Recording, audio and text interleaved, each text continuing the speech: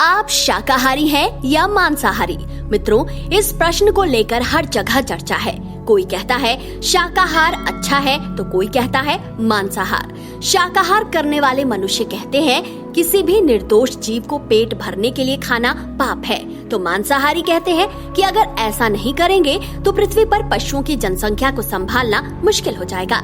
जबकि कई ऐसे भी लोग हैं जो लहसुन प्याज को तामसिक पदार्थ मानकर सालों पहले त्याग चुके हैं। तो भोजन कैसा होना चाहिए? ये सवाल आज जितना हिंदू धर्म के लोगों के लिए महत्वपूर्ण है, उतना ही अन्य धर्म के लोगों के लिए भी।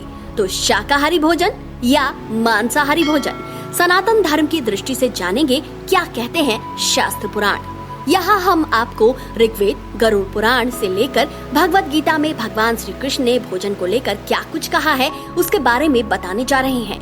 कमेंट करके आप भी अवश्य बताएं कि आप इस विषय पर क्या सोचते हैं, ताकि आपके विचार त्रिलोक के माध्यम से हिंदू समाज के हर सदस्य तक पहुंच सके। मित्रों, जन्म के समय अन्नप्राश और मृत्यु के बाद पिंडदान। हिंदू धर्म में जितने धार्मिक कर्मकांड, उतने प्रकार का भोजन और उतने ही उनसे जुड़े नियम।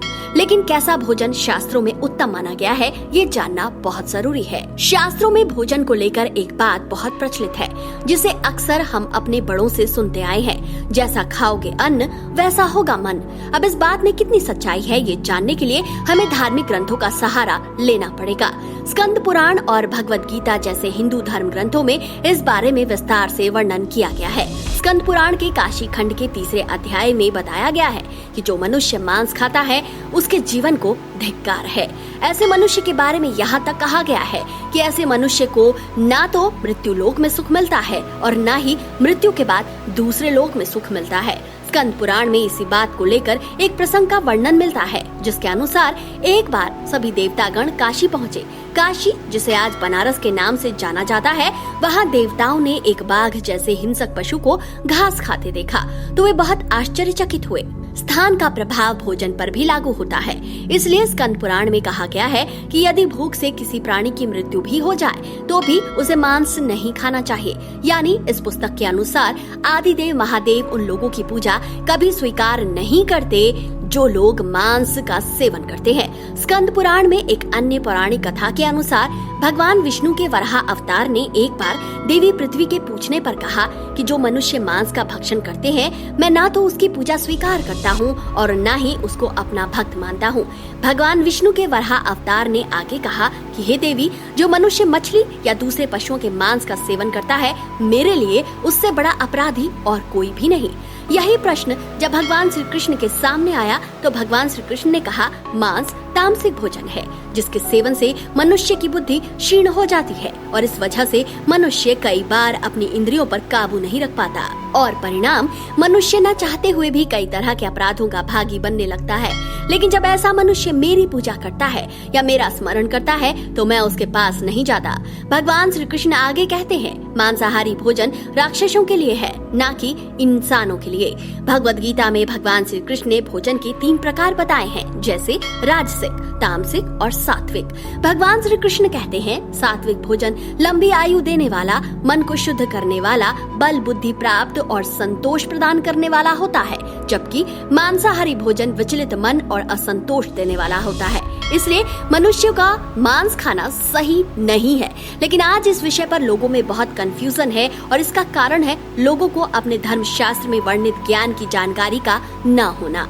इसलिए कई लोग ये कहने लगते हैं कि वेदों में मांस भक्षण को जायज बताया गया है, लेकिन आपको बता दें कि वेदों में स्पष्ट रूप से पशु हत्या अर्थात पशु बलि को पाप बताया गया है। वेदों में साफ बताया गया है कि जो मनुष्य नर, अश्व अथवा अन्य किसी पशु का मांस का सेवन कर उसे शरीर का भाग बनाता है, गौ की हत्या कर अन्य लोगों को उसके दूध से वंचित करता है, उससे बड़ा पापी इस संसार में कोई भी नहीं। यजुर्वेद में इसीलिए कहा गया है कि परमात्मा की सभी रचनाओं में आत्मा का वास है, अर्थात जो अपना हित चाहते हैं वे उसी तरह अन्य का भी हित करें। अथर्ववेद में कहा गया है कि हे मनुष्य, तुम चावल, दाल, गेहूं आदि खाद्य पदार्थ आहार के रूप में ग्रहण करो, क्योंकि यही तुम्हारे लिए सबसे उत्तम है। तुम कभी हिंसा मत करो।